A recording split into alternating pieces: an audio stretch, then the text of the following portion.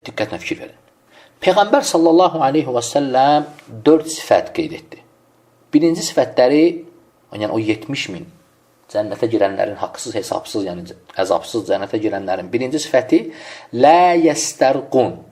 Onlar ruqiyyə tələb etməzlər. Bu barədə alimlər çox geniş danışıblar. Yəni bunun bəhsi həqiqətən böyükdür. Yəni onlar məsələni müxtəlif tərəflərdən izah ediblər. Lakin mən xülasəni və həmçinin daha üstün gördüyüm, yəni tərcih etdiyim rəyi qeyd edəcəm. Ola bilsin, Allah təbaraka və teala faydalı etsin. Yəni kimsə mən verdiyim bu izahdan fərqli izah eşitsə, narahat olmasın. Yəni ola bilsin, hansı alim məsələni biraz fərqli izah etsin. Çünki yenə qeyd edirəm ki, yəni, bu məsələ haqqında bəhs genişdir. Və keçim izaha. Peyğəmbər sallallahu aleyhi və səlləm deyir ki, daha doğrusu deyəndə ki, lə yəstərqun, onlar ruqiyyə tələb etməzlər. Bir qrup alimlər deyirlər ki, yəni şirk ruqiyyəsi. Şirk ruqiyyəsi tələb etməzlər. Və ya o ruqiyyə ki, orada Allaha deyil, ruqiyyəni edənə etimad olunur. Yəni, etiqad edirlər ki, ruqiyyə özü-özlüyündə fayda verir. Allahın izni ilə olmur. Yəni, onlar bu ruqiyyəni tələb etməzlər. Yəni, lə yəstərqun sözündən murad budur. Allah daha doğrusunu bilir, lakin bu izah elə də dəqiq izah deyil. Yəni, düzgün izah deyil bu. Çünki bu elə izahdır ki, bu cür ruqiyyəni digər müsəlmanlar da eləmir onsuz da. Aydındır? Yəni, bunu sıravi müsəlman tələb eləmir axı. Yəni, bu izahda onların üstünlüyü nə oldu ki? Aydındır? Yəni, demək istəyirəm ki, yəni, bu izah düzgün izah deyil. Allahu ələm, Allah daha doğrusunu bilir. Hədisdə qeyd olunan insanlar icazəli olan ruqiyyəni icazə olan ruqiyyəni tərk edənlərdir. Tələb olduğu üçün. Yəni, tələb var deyə məsələnin bu tərəfinə görə tərk edirlər. İzah. İndi ətraflı izah edirəm. Diqqətlə qulaq asın. Bizim əlimizdə 4 hal var. Diqqətlə qulaq asın, əziz müsəlmanlar. Bizim əlimizdə 4 hal var. 1. İnsanın özü-özünü ruqiyyə etməsi. 2. İnsan başqasını ruqiyyə etməsi. 3. İnsan başqası üçün ruqiyyə tələb etməsi. 4. İnsanın özü ruqiyyə tələb etməsi. Yəni, əlimizdə 4 hal var. İndi izah edirəm hamısına. Birincisi, yəni insan özü-özünü ruqiyyə etməsi. Bu icazəlidir. Bu heç. İkincisi, yəni başqasını ruqiyyə etmək. Bu da icazəlidir. Yəni, gedirsən, başqa adamı ruqiyyə edirsən. Bu barədə səhih hədislər var. Necə ki, Peyğəmbər sallallahu aleyhi və səlləm xəstələndiyi var, Ayşə radiyallahu anhə onu ruqiyyə edirdi. Üçüncüsü, yəni başqası üçün ruqiyyə tələb etmək. Yəni, gedirsən, ruqiyyə tələb edən çağırırsan, yəni ruqiyyə tələb edirsən, yəni ruqiyyə eləyən çağırırsan başqası üçün. Yəni, ey filan kəs, get filan kəsi ruqiyyə et. Yəni, başqası üçün ruqiyyə tələb etmək. Bu da icazəlidir. Yəni, mənə gəlib çatana görə burada da heç bir işgal yoxdur. Çünki Ayşə radiyallahu anhə rivayət edir ki, Peyğəmbər sallallahu aleyhi və səlləm Ummu Sələmənin evində bir uşaq görür və deyir ki, bunda göz var. Peyğəmbər sallallahu aleyhi və səlləm uşaq üçün deyir ki, bunda göz var, onun üçün ruqiyyə tələb edən çağırın. Fikir ver. Və bu hədis dəlalət edir ki, burada heç bir işgal yoxdur. Bu 3. Dördüncüsü, yəni yerdə qalır dördüncüsü. Yəni, insanın özü üçün ruqiyyə tələb etməsi. Yəni, kimiz də çağırırsan ki, gəl məni ruqiyyə elə. Allahu ələm, əksər elm əhlinə görə bunu tərk etmək daha əfsəldir. Çünki bu, kamil müstəhəb tövhidin tamamıdır. Yəni, bu çox uca məqamdır. İndi izah edirəm. Niyə tərk etmək daha əfsəldir? Və bu, niyə üstün məqamlardan sayılır? İzah.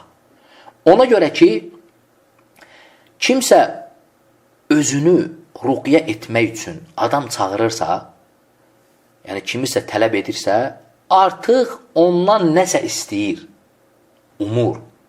Və bununla da qəlbini ona bağlayır. Və bir növ ondan asılı olur.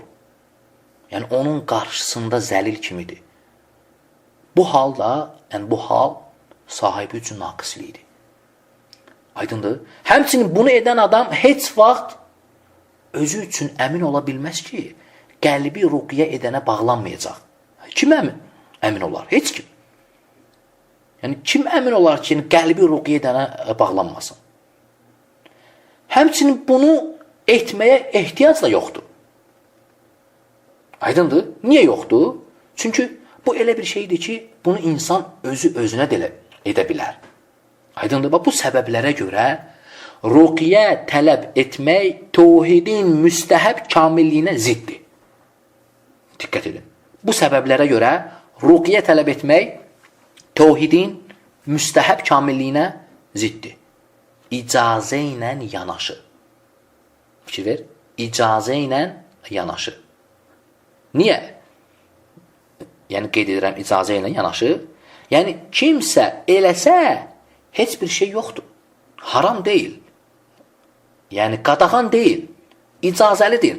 Lakin o mərtəbəyə çata bilmirsən. Aydın oldu. Yəni təvhidin kamil dərəcəsinə çatmağa mane olur. Yəni itkidir bu. Aydın oldu? Sonra burada bir başqa məqam var.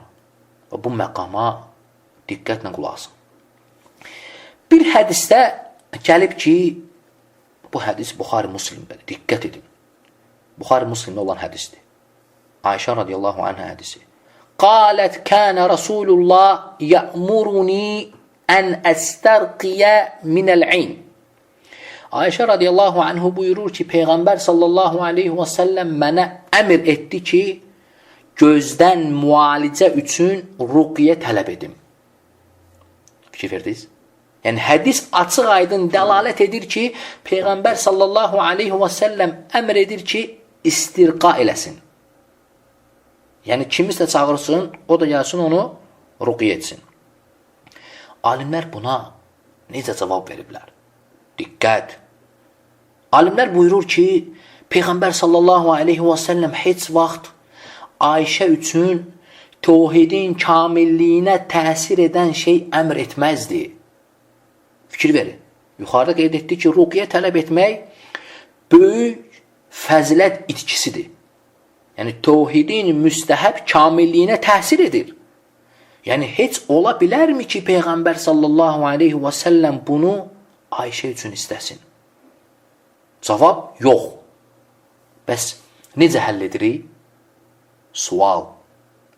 Və bu sualın cavabı, bunun həlli budur ki, diqqətlə qulaq asın. Əgər istirqaya ehtiyac olarsa, bu zaman istirqa etmək problem deyil və təvhidin kamilliyinə də təsir etmir. Yəni o böyük fəziləti də itirmirsən. Aydındır? Xülasə. Alimləri sözlərini cəm etdikdən sonra gəldiyim nəticə. Nəticəyə fikir verin.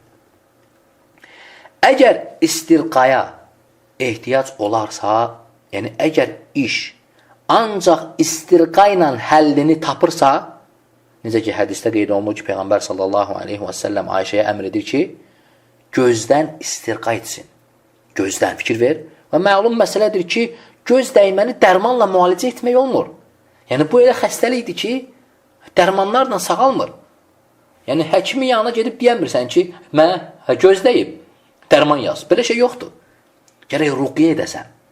Aydındır? Deməli, bu baxımdan deyirik ki, əgər istirqa etməyə ehtiyac varsa və istirqa edilən zaman qəlbində ona qarşı, istirqa edənə qarşı heç bir bağlılıq olmursa, bu zaman istirqa tələb etmək icazəlidir.